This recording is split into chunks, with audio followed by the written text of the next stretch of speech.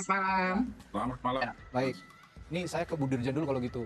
Bu Nunu, saya melihat ada pernyataan Anda yang menyatakan bahwa isu guru non-ASN ini yang dirumahkan 2027 ini adalah misinformasi. Koreksi juga kalau saya salah ya mengutip pernyataan Anda. Dan pemerintah masih membutuhkan, menurut Ibu Nunu, lebih dari 200.000 guru non-ASN sebenarnya. Namun SE nomor 7 tahun 2026 ini tetap membatasi penugasan hingga akhir 2026. Nah ini saya ingin meminta penjelasan dari Bu Nunu. Apa yang menyebabkan perbedaan interpretasi ini dan apa sebenarnya yang terjadi saat ini?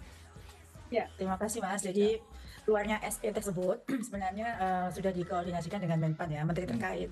Bahwa sebenarnya berdasarkan Undang-Undang ASN nomor 20 ya tahun 2023, Ya. itu semua penyelesaian non ASN itu seharusnya selesai akhir tahun 2024. Namun kemarin ada seleksi ASN P3K 2024 dan yang tidak terangkut karena kekurangan formasi menjadi paruh waktu itu baru dinyatakan selesai di akhir 2025. Sehingga sebenarnya tidak boleh ada penyebutan apapun selain ASN satuan-satuan pendidikan.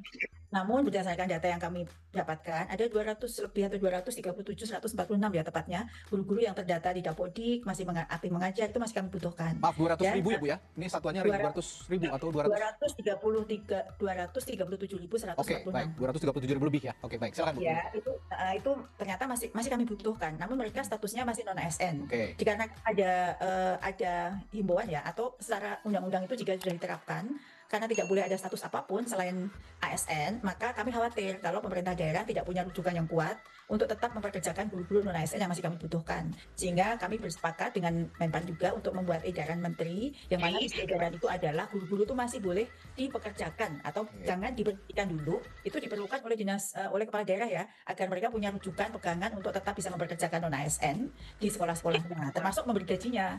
Namun kami juga memberikan tawaran-tawaran terkait dengan kepastian gaji. Kenapa dibatasi pada akhir atau 31 Desember 2026?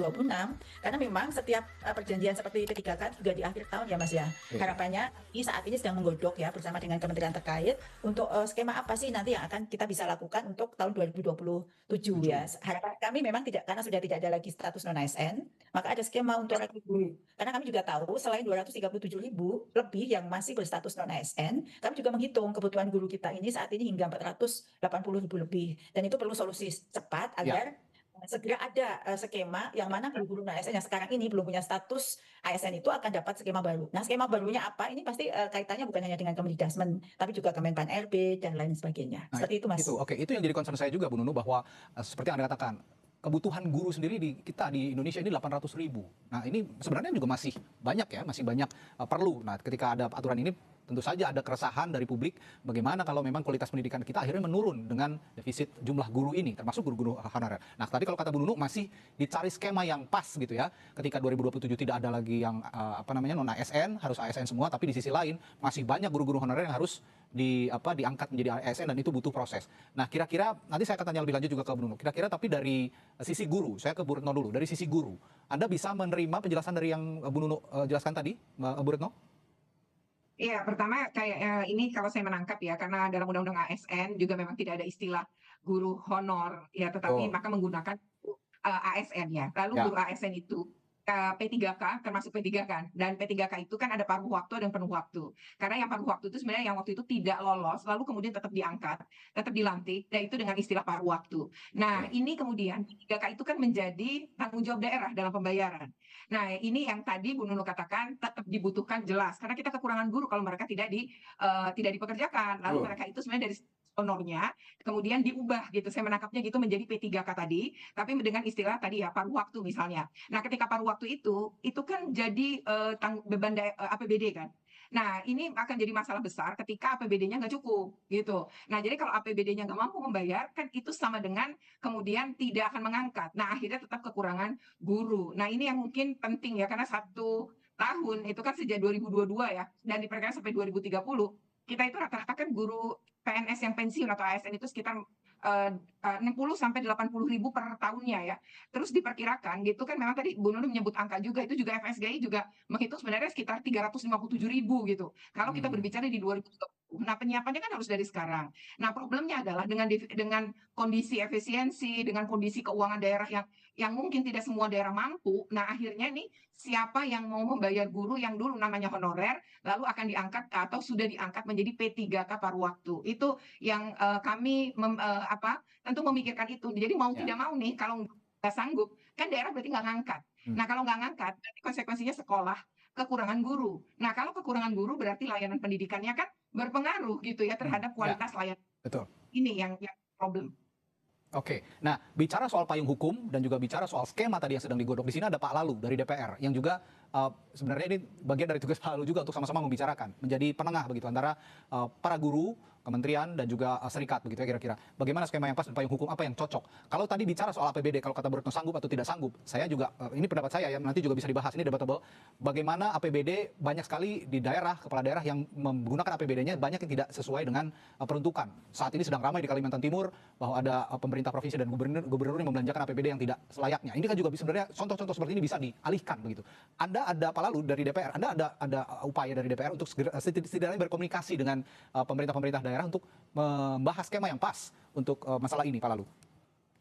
Baik, Mas Radi. Jadi Ya. apa yang disampaikan oleh Bu Dirjen tadi memang seperti itu kondisi di lapangan. Tidak Oke. bisa persoalan ini diselesaikan hanya oleh Kementerian Pendidikan Dasar dan Menengah. Semua terkait termasuk pemangku kepentingan yang tentu hari ini Menpan RB, BKN dan sebagainya termasuk pemerintah daerah. Bahwa persoalan ini muncul karena memang dulu kita tidak pernah memprediksi akan seperti ini jadinya. Yang kedua, kita tidak memiliki peta jalan untuk tata kelola guru ini. Yang ketiga, kita juga tidak memiliki prediksi berapa jumlah guru yang akan pensiun, kemudian berapa jumlah yang akan dibutuhkan di masa-masa yang akan datang. Hari ini data kita berbeda-beda.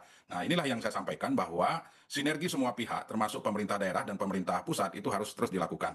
Kami hari ini di DPR RI sedang melaksanakan revisi Undang-Undang 20 tahun 2003. Nah, tata kelola guru jadi salah satu concern kami di dalam revisi Undang-Undang 20 tahun 2003 tersebut. Hari ini terjadi klasterisasi terhadap status guru, itu menyebabkan timbul permasalahan yang hari ini harus kita tuntaskan dalam waktu yang cepat. Nah, contoh hari ini ada P3K paruh waktu, ada P3K penuh waktu, kemudian ada juga yang PNS statusnya. Nah, oleh sebab itu tentu kami di DPR berharap dan kami selalu menyuarakan bahwa ini harus segera dihentikan. Kalau kita hari ini mengembalikan kepada pemerintah daerah, ya tentu tidak akan mampu pemerintah daerah dengan fiskal yang mereka miliki hari ini.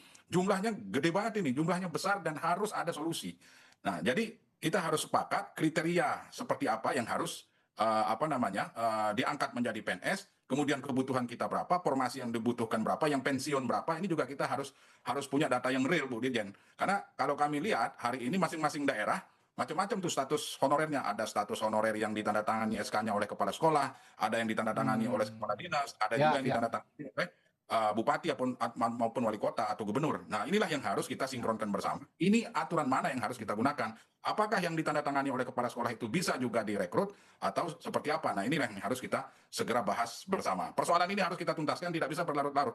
Ya. Seperti itu, Mas. Tentu saja tidak bisa berlarut-larut karena menghitung 2027 ya hitungan bulan begitu ya. 2000 kalau memang ini harus diberlakukan. Jadi skema yang harus benar-benar dibicarakan dari sekarang. Kalau tadi kata Pak Lalu harus ada peta jalan, roadmap gitu dan juga keseragaman SK tadi. Ada yang SK-nya SK kepala dinas, kepala sekolah, wali kota, kepala daerah begitu ya. Nah, ini penyeragaman SK ini juga harus ditertibkan. Nanti saya akan tanyakan ke Bu Dirjen bagaimana kira-kira nanti menyusun roadmap dan juga penataan database guru yang disebut guru honorer ini sehingga bisa juga sama-sama ditelaah dan juga dikaji berapa sebenarnya jumlah pasti guru honorer yang bisa kita tanggulangi bersama terutama oleh Kemendikbudrismen. Setelah jeda di Sapa Indonesia Malam Total baru makan. Ya, di dialog paruh ini saya hanya akan melempar pertanyaan atau pernyataan atau harapan tadi yang dilemparkan oleh Pak Lalu juga. Mungkin bisa dijawab oleh Bu Dirjen. Bagaimana roadmap dan juga penertiban misalnya SK-SK sehingga kita bisa tahu jumlah pasti. Tadi kalau kata Bu Retno juga bahkan 350.000 lebih. Kalau kata Bu Dirjen kan 237.000 lebih. Nah, ini mana yang benar? Jadi hal-hal seperti ini bagaimana menatanya nanti Bu Dirjen, Bu Nunu? Ya, terima kasih. Jadi kalau peta jalan pemenuhan kebutuhan guru tentu kami ada. Jumlah data guru pensiun setiap tahun tentu kami punya. Ada data pokok pendidikan ya.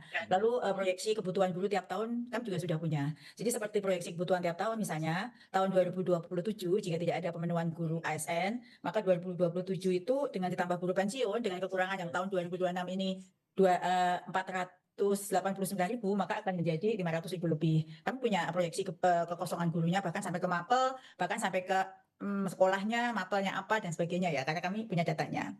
Nah, terkait dengan hal itu, karena di Undang-Undang ASN itu sudah tidak boleh lagi penyebutan nama apapun selain ASN, maka kami juga sepakat dengan yang disampaikan Pak Lalu tadi, harus ada mekanisme baru yang mana apa yang sekarang ini menjadi penghalang itu yang kita perbaiki. Kalau dalam RPJP maupun RPJMN itu ada namanya restrukturisasi tata kelola kewenangan guru, itulah yang akan kami usulkan juga bahwa ada pembagian kewenangan yang jelas antara pemerintah pusat dan daerah, sehingga pemerintah pusat punya kontrol memastikan bahwa pemenuhan kebutuhan guru lengkap dengan anggarannya itu bisa kami usulkan.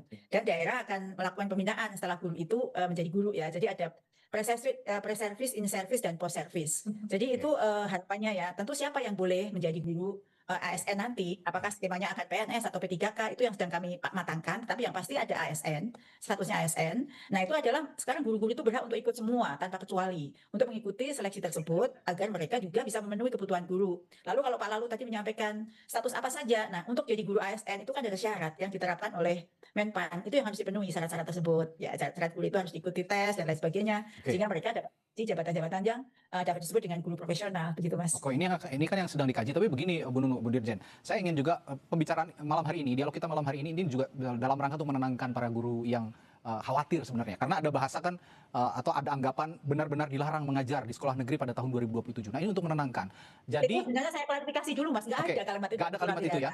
Nggak ada. Oke, nah ini yang penting, ini yang perlu diutarakan juga oleh Bu Nunu, bagaimana juga untuk bisa menenangkan para guru honorer ini. Ini berarti tidak ada istilah itu sama sekali, tidak ada kata-kata kalimat benar-benar dilarang mengajar.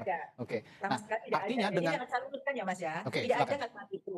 Jadi dalam surat edaran itu memberikan kepastian, jaminan pada guru non ASN untuk tetap boleh mengajar, menjamin mereka untuk tidak diberhentikan karena pemerintah daerah butuh pegangan hukum untuk tetap bisa mempanjang mereka. Jadi itu yang harus dipahami, jangan dicari celah-celah yang lain. Terkait dengan guru P3K saja itu Mas, kontraknya sampai akhir tahun gitu loh ya. Jadi nanti tahun depan pasti kita cari skema dong, mereka memang masih kita butuhkan. Nah skema itu sekarang lagi dibahas ya, supaya bisa tadi ya, kalau Bu Retno menyebut kalau Kepemda semua nggak sanggup, ya bagaimana caranya negara hadir untuk bisa memenuhi kebutuhan guru tersebut, begitu loh. Ya, apakah dengan insentif lagi atau bagaimana, ini yang masih dibahas? Jadi yang masih kita pastikan adalah status mereka nanti itu apa.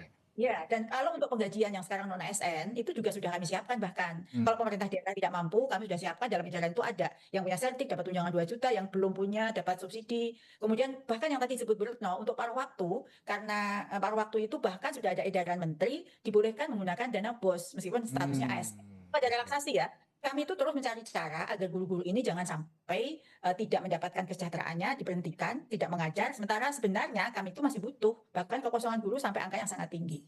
Itu yang saya ingin sampaikan guru-guru non ASN, jangan resah. Sekarang inilah kami sedang hadir untuk memastikan Bapak Ibu guru itu tetap bisa mengajar.